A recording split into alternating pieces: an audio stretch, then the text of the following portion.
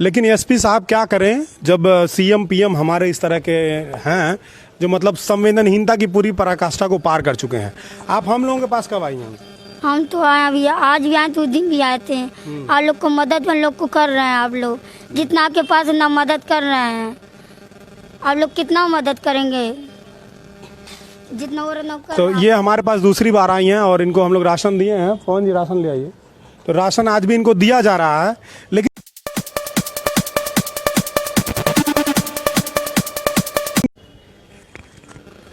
सभी लोगों को नमस्कार। मैं धीरेन्द्र प्रताप गोरखपुर से। साथियों, हमारे साथ एक महिला है, इनका नाम सरोज है और ये गोरखपुर में एक रेस्टोरेंट में बर्तन मांजने का काम करती हैं। 3 महीने की इनकी पगार बाकी है, इनके सेठ ने पैसा नहीं दिया है। कोरोना महामारी चल रही है और लॉकडाउन है, इनको और कोई काम मिल नहीं रहा है। ये भूखे मरने के लिए मजबूर हैं। अभी इनसे बातचीत करते हैं और इनके बारे में जानते हैं, फिर हम आगे बात करेंगे। और इस वीडियो में लाइव आने का मकसद यही है कि हम लोगों को बता सकें और देश को ये अवगत करा सकें, खासकर उन लोगों को जो इस सरकार की भक्ति में डूबे हुए हैं कि सरकार 20 लाख करोड़ के मुआवजे का ऐलान करती है, तमाम घोषणाएं करती हैं, सब चंगा सी बताया जाता है, लेकिन ज़मीनी हकीकत क्या है? सरकार ने ऐसा कोई गाइडलाइन क्यों नहीं जारी किया है कि जो इस तरह के काम करने वाले लोग हैं, जो मजदूर हैं, उनके पास पैसा कहाँ से आएगा, उनकी जीविका कैसे चलेगी? ये जो शहरों में पुल के नीचे झुग्गी झोपड़ियों में रहने वाले लोग हैं, इनका पेट कैसे भरेगा? तो आइए हम बात करते हैं खुद इस महिला से जो इस चीज़ को झेल रही हैं। क्या नाम है आपका? मेरा नाम सरोज। बर्तन मांजते पेंटर रूम में। हमारे पेंटर रूम में। पेंटालूम में? हाँ, 3 महीना पर जैसे 3 महीना हो गया, पैसा नहीं मिला है। गोरखपुर में एक पेंटालून मॉल है और उसमें एक रेस्टोरेंट है। वो रेस्टोरेंट का नाम जानती हैं आप? उसका नाम उनका नाम नहीं मालूम है, लेकिन उसमें एक रेस्टोरेंट है जहाँ पर ये बर्तन मांजने का काम करती हैं। बताइए। मालिक का नाम बता दे रहे हैं। उनका हर्ष नाम है। अब पेंटर रूम में काम करते हैं हम। अरे ये क्या नाम है? आराम से बात करो, घबराओ नहीं। अरे नाटेज के बगल में नहीं, नाटेज जैसे मॉल नहीं है, पेंटर रूम, उसी में काम करते हैं ऊपर होटल में। अब मालिक का नाम हर्ष नाम है। 3 महीना पैसा नहीं मिला है। पैसा किस महीने का नहीं मिला है? मतलब उधर से नहीं मिला, जब चालू हुआ है कोरोना तभी से नहीं मिला पैसा। बस 2000 दिया, 14000 बाकी था हमारा, 12000 बाकी है। तो तुम पुलिस में भी गई थी ना? पुलिस में गया तो कोई सुनवाई नहीं हो रहा। पुलिस में पुलिस क्या कह रही है? पुलिस कह रहा है तुम पागल हो, कोई पैसा सा जब कोरोना खत्म होगा तो देंगे। हम खाए भी ना, कहाँ मांग को सबसे मांग कोई नहीं दिया। अच्छा। हाँ, पुलिस घर जहाँ पुलिस में गए, कचहरी के पास गए, धर्मशाला गए, फिर उधर भी गए। अरे बेतियाता भी गए, वहाँ मालिक का दुकान भी है, वहाँ भी कोई सुन कर सब कहता पागल है। अच्छा, परिवार में कौन कौन है? हमारे 2 बच्चे, हमारे आदमी हैं। हमारे आदमी लेबर वाला काम करते हैं। अच्छा, लेबर का काम करते हैं। हाँ। बच्चे कितने बड़े बड़े? एक 10 साल का, एक 8 साल का है। आपके बच्चे का तबीयत भी सुने खराब है? हाँ, तबीयत खराब है, बुखार है, सर में दर्द है। उसका इलाज हो रहा है? नहीं, पैसे नहीं तो कहाँ से इलाज करेंगे हम? तो आप पुलिस में गई थी, कुछ लिखित में दिया था? नहीं, कह रहा अभी नहीं कुछ सुनवाई। जब बाद में जब मालिक आएगा। कौन से पुलिस? धर्मशाला गए थे। धर्मशाला पुलिस हाँ। चौकी पर गई थी? हाँ। हालांकि धर्मशाला पुलिस चौकी बहुत एक्टिव है हमारे शहर में, लोगों को ज़रूरतमंद लोगों को खाना खिलाने के लिए, और वहाँ पर लंगर वगैरह भी चलता रहता है। लेकिन एक जो व्यवसायी है उसके खिलाफ एक्शन लेने में थोड़ी कठिनाई होती है पुलिस वालों को। मान लीजिए पुलिस के बड़े अधिकारी हैं, जो बड़े साहब, उनसे कहना तो क्या कहिएगा आप? उनके पास भी गए तो कोई कह रहा है नहीं, जाओ बाद में आना, मालिक आएंगे। जब बड़े साहब आएंगे तो बाद साहब पता नहीं कब आएंगे, कब हम बैठे रहेंगे। कि घंटा से बैठे बैठे बोर हो गए, चले गए। हाँ, तो ये एसपी साहब के यहाँ भी गई थी, लेकिन एसपी साहब क्या करें जब सीएम पीएम हमारे इस तरह के हैं जो मतलब संवेदनहीनता की पूरी पराकाष्ठा को पार कर चुके हैं। आप हम लोगों के पास कब आई हैं?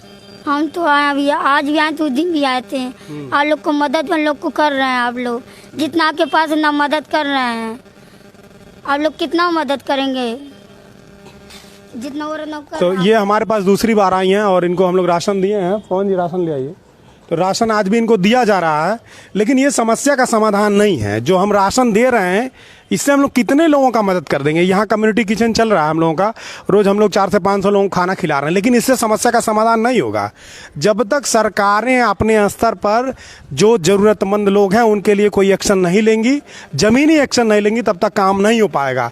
यही सरकार है 68 मीट्रिक टन दाल बढ़ गया कहती है, और उसके बाद योगी आदित्यनाथ जी जो हमारे मुख्यमंत्री जिनका ये शहर है, इसी शहर से वो 25 साल तक सांसद भी रहे हैं, उनका कहना है कि आधार कार्ड रखने वाले हर व्यक्ति को हम राशन दे रहे हैं। आधार कार्ड है तुम्हारे पास? हाँ आधार कार्ड है। उस पर राशन मिला कभी? नहीं। तो ये हकीकत है, आप किसी से भी पूछिएगा तो केवल हर मोहल्ले में 2-4 लोगों को राशन बांट करके अब खाना पूर्ति करके लिस्ट बना दी गई है कि हाँ सबको राशन मिल रहा है। लेकिन आप सोचिए इस कोरोना महामारी में हो क्या रहा है। कोरोना महामारी में जितने भी सरकारी तंत्र हैं वो कोरोना का बहाना बना करके भ्रष्टाचार का जितना भी कांड कर सकते हैं कर रहे हैं। अब हम जैसे लोग हैं, मैं पूर्वांचल सेना का अध्यक्ष हूँ, यहाँ कम्युनिटी किचन में फंसा हुआ इसलिए कह रहा हूँ क्योंकि मेरा ये काम नहीं है कि मैं लोगों को खाना बना करके पहुँचाऊँ, लेकिन जब मेरे सामने कोई भूखा मरता रहेगा तो मैं उसके लिए खाना बनाऊँगा, पहुँचाऊँगा, और मेरी टीम पूरी काम कर रही है।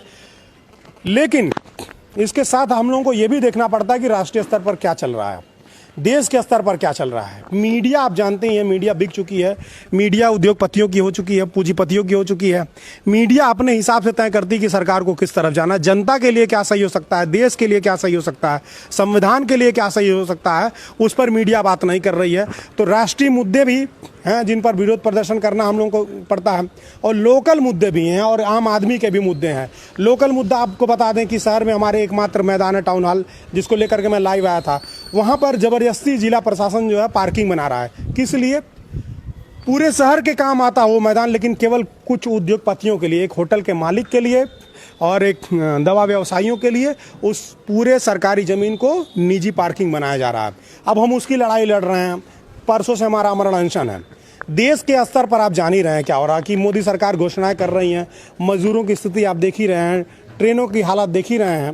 तो ये देश के स्तर पर चल रहा है, उसके लिए भी लड़ना है। और फिर इस तरह की समस्याएं, मतलब सरकार ने इतनी मुसीबतें डाल दी हैं देश में कि आम आदमी, वो कहते हैं ना कि जीने को ही विकास समझ ले, जिंदा रहने को ही विकास समझ ले। तो ये स्थिति है हमारे देश में। मैं ये कहना चाहता हूँ, आप लोगों सब लोगों से अपील है कि आप लोग इसके खिलाफ आवाज़ उठाइए। केवल कुछ सामाजिक कार्यकर्ता या कुछ आंदोलनकारी हर मुद्दे पर लड़ नहीं सकते हैं, कंसंट्रेट नहीं कर सकते हैं।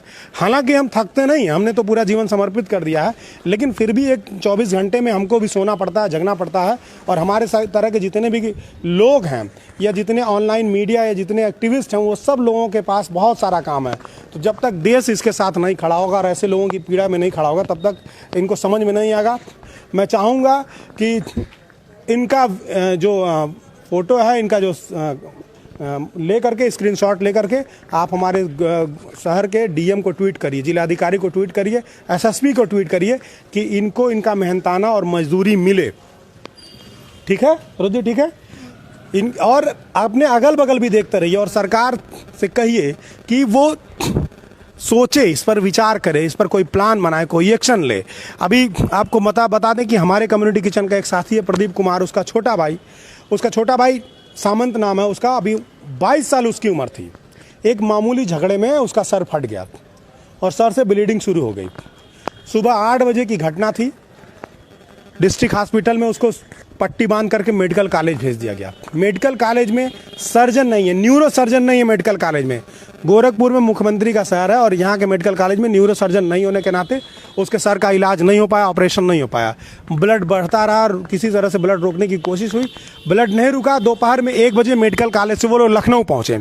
लखनऊ में गए तो लखनऊ में KGMC में उसको भर्ती किया गया, लेकिन वहाँ पर भी ये कहा गया, वहाँ के सर्जन ने कहा चूँकि इनका कोरोना टेस्ट नहीं हुआ है, इस नाते हम इनका ऑपरेशन नहीं करेंगे। और रात में 10 बजे वो लड़का मर गया, वो युवा साथी मर गया, केवल कोरोना महामारी का बहाना बना करके। तो सरकार ने अभी तक ये गाइडलाइन जारी नहीं कर पाया कि आकस्मिक सेवाओं के लिए किस तरह से जनता को सुविधाएं मिलेगी। ऐसे मामलों में, जिन मामलों में जो सेठ हैं, जो दुकान चला रहे हैं, जो रेस्टोरेंट चला रहे हैं, वो अपने मजदूरों को अगर मजदूरी नहीं देते हैं तो उसके लिए क्या व्यवस्था होगी। उल्टे हमारे उत्तर प्रदेश सरकार ने यहाँ पर तो लोगों का धरना प्रदर्शन का अधिकार ही छीन लिया। मजदूरों के हक अधिकार के लिए जो कानून बना, श्रम कानून, उसको समाप्त कर दिया। तो जब तक जनता नहीं जागेगी, एक एक जनता नहीं उठेगी और सवाल सरकार से नहीं पूछेगी, तब तक ये सब चलता रहेगा। आप केवल फ़ोटो शेयर करके अपनी खानापूर्ति तक सीमित नहीं रह सकते हैं। जिस ज़िले का मामला हो, जिस जगह का मामला हो, घर बैठे बैठे उस ज़िले के डीएम को, सीएम को, वहाँ के प्रशासनिक अधिकारियों को ट्वीट करिए। आप सब मेरे साथ इतने देर तक बने रहें, आप सभी लोगों को धन्यवाद। मैं धीरेन्द्र प्रताप, अध्यक्ष पूर्वांचल सेना, गोरखपुर, उत्तर प्रदेश से। काफ़ी लंबा हो गया क्या?